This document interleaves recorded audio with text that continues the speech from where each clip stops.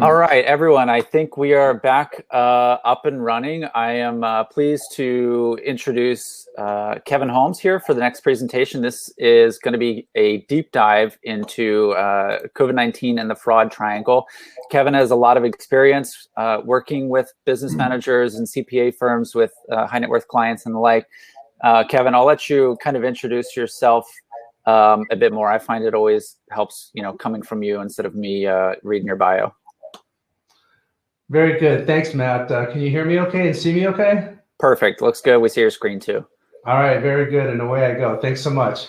Thank you for everyone who's there attending. I'm very, very pleased to be a part of this conference. It seems like some exciting topics to talk about and a lot of value. I'm going, and I apologize for my camera angle. I had some technical difficulties here, so you're kind of seeing my background at an angle. I normally look at a different camera that's showing me direct on, so the lighting's a little bit funky. So bear with me if you could on that. But after I provide you with a little bit about my background, we're going to talk about fraud. It's not the sexiest topic, but it's something I think we need to all understand. So we're going to define what fraud is. We'll talk about the fraud triangle, which is a concept I'm sure some of you have not heard of before. I'll share some observations from projects that I've worked on and give you some thoughts to consider on what you can do to protect your firm and its clients from fraud. And we'll have some Q&A at the end. And my goal ultimately is to help you that are in the audience that are with business management firms to understand how fraud could impact your firm. So I'm the audit and assurance practice leader at Martini Akpovi Partners. We're a CPA firm, a little less than 60 people, with several offices in the Los Angeles area. I head our audit practice. I do a lot of internal control projects, and I'm also the cyber risk practice leader at an affiliated entity called MAP Cybersecure. And MAP Cybersecure does cyber risk assessments, remediation solutions, and will certify an entity's cybersecurity maturity level. Just in terms of the relevance for this topic, I hold a AICPA certification in the COSO internal control framework, and also a certification in cybersecurity advisory services. And one of the things that I do is audit business management firms. Now I have audit in quotes because it's not a traditional audit. These are really internal control assessments that are risk-based, looking for opportunities where fraud can occur, and then providing solutions on how to correct that, and then auditing transactions to make sure there haven't been any issues. So I've been doing this specifically with business management firms for about 12 years. Been doing internal control assessments for 15 years, and my overall years in practice is 26 years. And through my travels, I've seen the good, and I've seen the bad, and I've seen the ugly. And just by way of example, on the good side, I did some work for a firm that was a situation where I was auditing them on behalf of one of their clients. So the client wanted someone to take a look at this firm. And in doing so, I found some issues that needed to be addressed. And I provided some solutions on how they could correct the exposure areas. And what this firm ended up doing is engaging me directly to be their outsourced internal auditor. And they have an extremely robust and effective internal control structure. And they are what I would consider my poster child of a firm that's doing things correctly and doing the right thing, protecting their firm and their clients' assets. I come in several times a year to make sure the control structure is designed properly and is still working properly. And I've seen the bad, unfortunately. I've seen situations where partners were withdrawing cash from client bank accounts and instructing their staff to record those withdrawals as investments of certain types. I've seen partners make charges on client credit cards and approve those charges, and those charges were not for the client, they were for their own personal benefit. And I have seen credit card rewards points stolen. You don't think a lot about that, but it's really the same as cash. And there are other examples, but those are just a few that I think will tie into some of the things I want to say later. And And I've also seen the ugly. And by ugly, I mean really, really bad internal control structures and accounting policies and procedures. I normally get brought in by clients to audit their firm while they're still a client. But one situation I had was the business management firm was already terminated, and I was brought in after the fact to audit the accounts. And in going through the accounting records, I just saw some really, really ugly things. And by the way, this is a firm that I know that all of you have heard of. I saw that hundreds of thousands of dollars of American Express charges were made with zero backup in the accounting system, zero backup, nothing, just a dollar amount. And looking at they use data facts, and looking at the audit log between the time that the business management firm was given notice of termination by the client and when the accounting records were turned over, a 4-day period, I literally saw hundreds of journal entries that were added, modified, deleted. It was just really, really atrocious accounting system. And by the way, this shot of Tuco representing the ugly, my managing partner told me that in this environment, I should probably use a less racially charged figure, but I informed him that I'd let everyone know that my wife was Mexican and there's no issues there. So let's talk about the definition of fraud. I did some internet research and saw 2 separate definitions that had a common theme. The theme is fraud involves deception for personal gain. So this isn't brute force stealing. This is not walking into a bank with your gun where you're really not trying to deceive anybody at all. This is deceptive theft for personal gain. And the way I like to phrase it, deception is stealing and concealing. You're going to take money and you're going to hide it. You're going to do the best you can to hide it. And personal gain means I win, you lose. But who really loses is your client, because it's your client's assets that are being stolen. So the fraud triangle. The fraud triangle is something that I think is important for any business owner to understand, any partner, anyone in a management position, because it's used to explain the motivation that's in place for people to commit fraud and what allows it to happen. So why do you care? It's a theoretical framework. Why do you care about it? Because it helps you understand what motivates what you would otherwise believe to be good people to do really bad things and be able to sleep at night. And you need to understand how this framework can impact your business, because believe me, it can impact your business. You may think that's never going to be me, but everyone that has had a fraud within their firm has said the same thing. It's never going to be me, and somehow it happens. So the fraud triangle has 3 legs. The first is opportunity. Fraud cannot occur if there is not an opportunity to do so. The second is pressure. Some folks call this pressure / incentive. So there's something that's creating pressure on an individual that would cause them to do something that they otherwise probably wouldn't do. And the rationalization component, that's to allow them to sleep at night, is, okay, I'm justifying why I did it. It's okay because. This is why it's not a bad thing, because. So let's talk about opportunity. Weak internal controls is how it happens. The example that I previously shared with the hundreds of journal entries, there were no controls in place. There was no ability to prevent or detect someone doing that. It was just a wide open system that anyone could get access to, and the system was overridden. Controls are in place, but they're not enforced. So you may say that, let's do things this way, X, Y, and Z way, but you don't enforce it. There's no backbone behind it. So that creates an opportunity. Internal controls not being monitored. Once controls are in place, they need to be monitored to make sure that they're actually happening the way that they're designed to happen. And oftentimes internal controls are put in place that don't have an effective design. An example of this is I had a client situation where an actress had engaged me to audit her business management firm.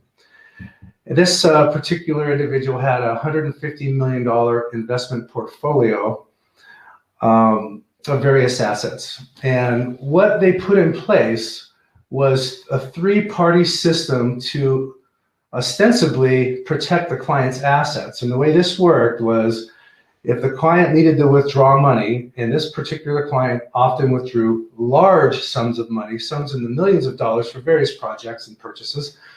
And so the client would sign a cash request form, just physically sign it, stick it in the mail package that the messenger picked up every day, and that would go to the businessman, the business manager. The business manager would scan that, so all of a sudden it's gone electronic. The business manager would scan that document and would then email it to a separate investment advisory firm. So this was just a pure financial advisory firm that did not have custody of the assets. That investment advisory firm would see the request, say, okay, I need to wire X amount of dollars to this account by this date. The investment advisory firm would then contact the financial institution. And in this particular situation, there were no restrictions whatsoever on how much money could be withdrawn from the accounts and the banks of origin for which the accounts were wired to. So you could send the money anywhere in the world. So the investment advisory firm had full authority to contact the financial institution to make the request. And guess who the callback went to verify the legitimacy of the transaction? It went back to the investment advisory firm.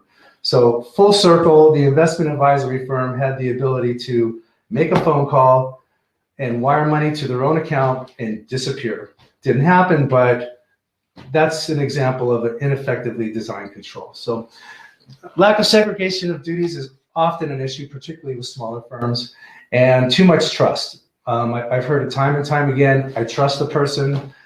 My people aren't going to do anything. And trust and internal control, in my opinion, cannot exist together. You cannot have trust be part of your internal control structure. There's also poor tone at the top, which is, do what I say, not what I do. How many times have you seen partners override controls? That's poor tone at the top. It sends the message that internal controls are not important. And inadequate policies and procedures always play a role. How are people supposed to know what they're supposed to do, when they're supposed to do it, and how they're supposed to do it if you don't have those policies and procedures in place? All right, the next leg of the triangle is pressure. My big three, because they accompany so many frauds: gambling, addiction and vices, and affairs. By gambling, it could be casino, your bookie, stock market, that's all putting money at risk for gain. And a common thread that these three things have is that they're things that people generally try to hide and things that they need to fund outside of bank accounts that other people like a spouse have visibility to. So oftentimes, money is stolen to support these activities, and either to conceal those activities or to actually have the money to engage in them. Debt obligations is a pressure condition. Greed, some people are just flat out greedy and what they have is never enough. Lifestyle pressures, situations where people want to maintain appearances. They need to drive the car.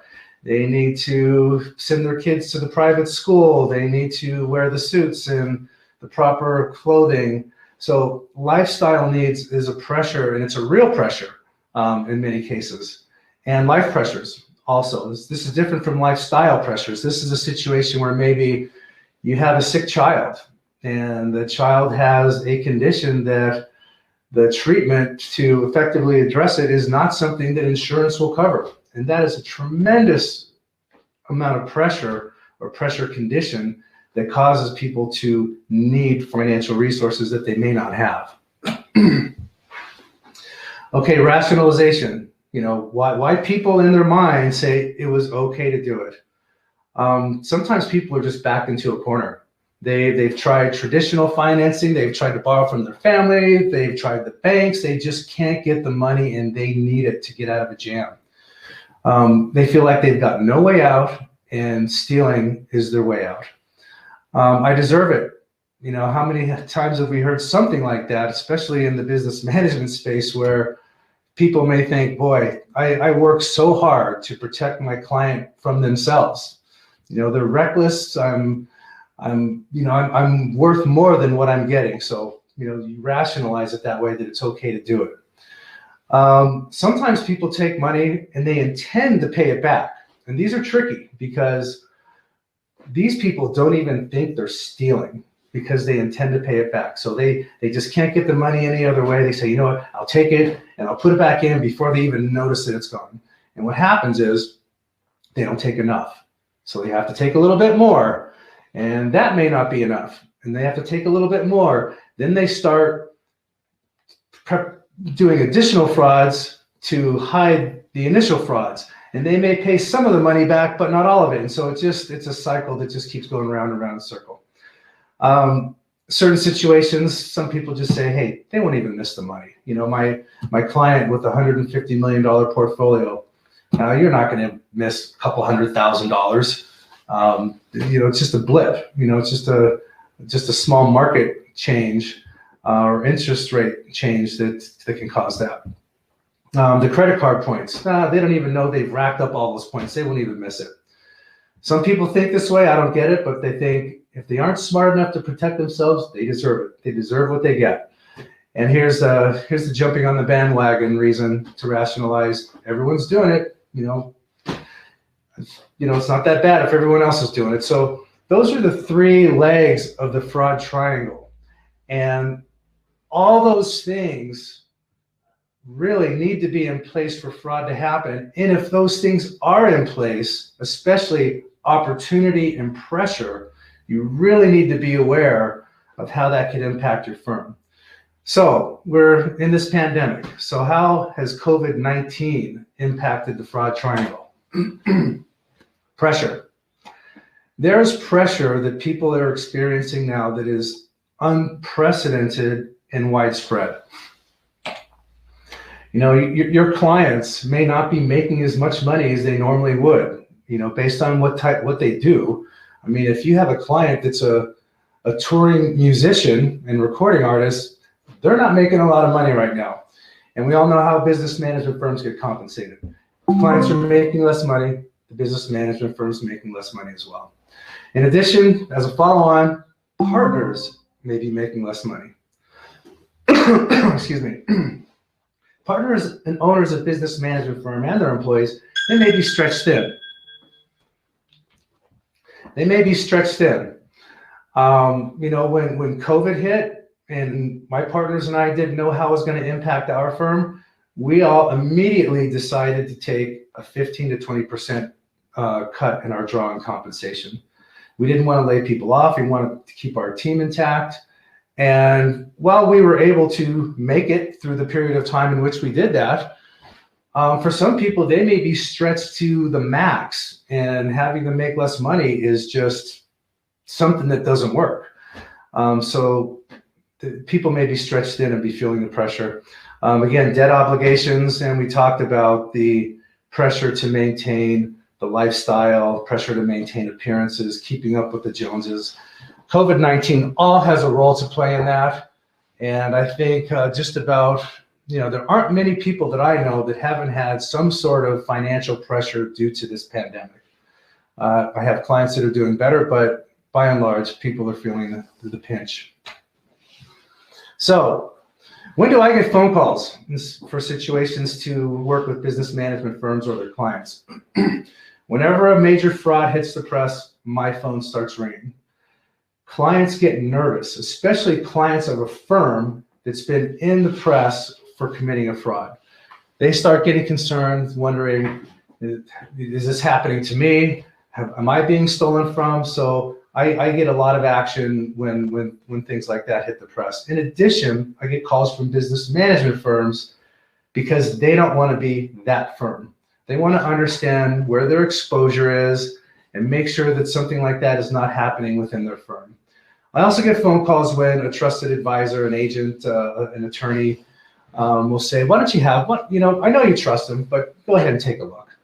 You know, just don't go blind. Make sure you understand that your assets are being protected. One thing I can tell you, that every firm that I have done work for, whether it's working for the firm or working for their client, has had significant internal control deficiencies.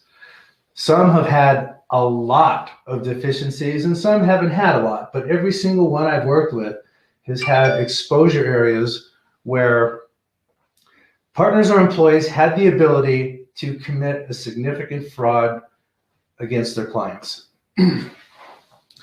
And like I alluded to earlier, these are all firms that you know. So it can happen at all levels. These are highly regarded firms with great reputations that have had major deficiencies in their internal control structure. So let's talk about some of the most common exposure areas. By far, the one that I see most often is that partners just simply have too much authority. They have unlimited access to client bank accounts. They can go in every single day and if they wanted to and take out money. Unlimited access to credit card accounts. They can set up new cards and new cardholders' names, change the bill to address, approve the transactions, make charges. Just way too much access. And too much access in the accounting system. I've seen where partners have the ability to do things that no partner has any business doing in an accounting system. The only thing a partner really should be able to do is approve a transaction. There's really, if the firm's properly structured, you have account managers and other folks down below the partner that can do all those other things. And I've even seen situations quite often, frankly, where partners have administrative rights in the accounting system, which basically allows them to do anything they want. So in my example of the cash withdrawal and telling your staff to record it as an investment, you don't even have to go there because the partner can withdraw the cash, they can go into the system, they can approve it, show the transaction is being properly authorized and approved, and nobody else knows. And one of the things that I often hear from partners and owners of business management firms, they say, well, I have administrative rights, but I wouldn't even know how to do that.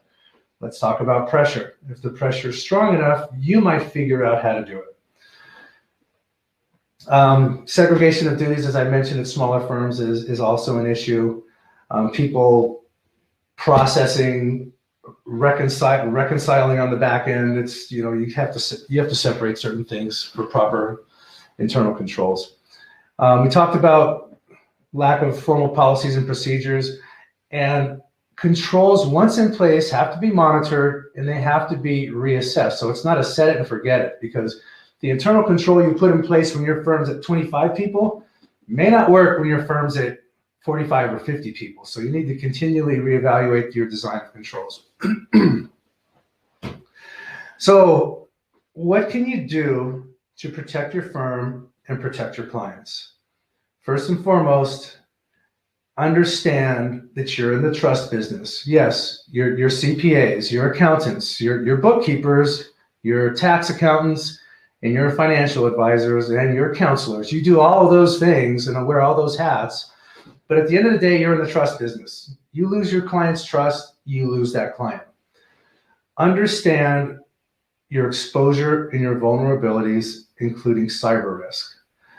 I can't imagine how catastrophic a breach of a business management firm could be from a cyber risk perspective, with all the sensitive data and all the information that are housed on the technology assets. It's incredible.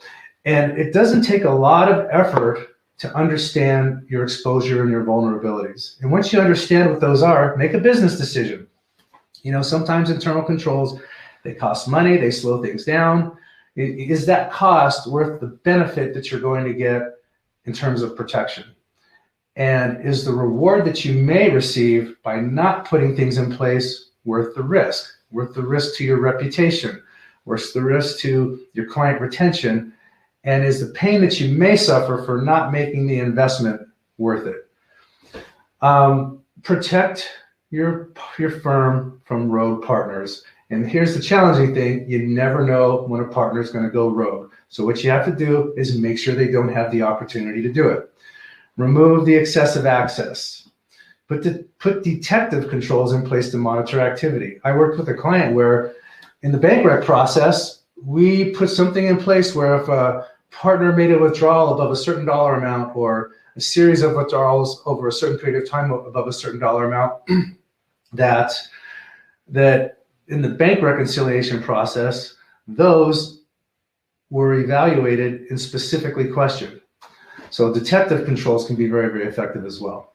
Monitor the credit card activity and rewards plans. I know it's a pain. I know those charges are voluminous. And I've heard so many business management firms say, well, I asked the client if they reviewed their statement and they said yes, and it's not my responsibility. I've heard that many, many times.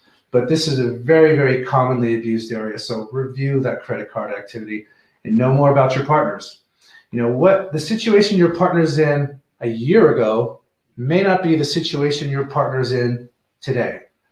Things change and they're dynamic. And I've even had situations where I've asked partners to run credit checks on their own partners. Just make sure you know where they're at. Your partner can be at the brink of financial disaster and you may not know it. Recognize it can happen to you. Yes, it can. I think I'm running low on time, Matt. So I'm going to just wrap it up on my end. I don't know if you have time for questions or not. If you do, I'm happy to take them. And for anyone who's attending, if you want to talk more about this, I'm happy to. My email address is on the screen as well as my mobile number. Excellent. Yeah, thanks so much, Kevin. That was a really good deep dive. It definitely gives you a lot to think about. And I think, I mean, like you said, these are all trusted advisors. And I think especially business managers are really at the heart of it, not only in terms of the amount of information that they're holding, which is really all of it on a client, but in terms of the profile of their clients, which is, you know, is essentially the top, right, in terms of potential targets. So that was fantastic. Thanks so much, Kevin. Yeah, here's your contact info. I think if anyone has questions, I think we're actually good to move on to the next presentation. Thanks so much, Kevin. Super appreciate it.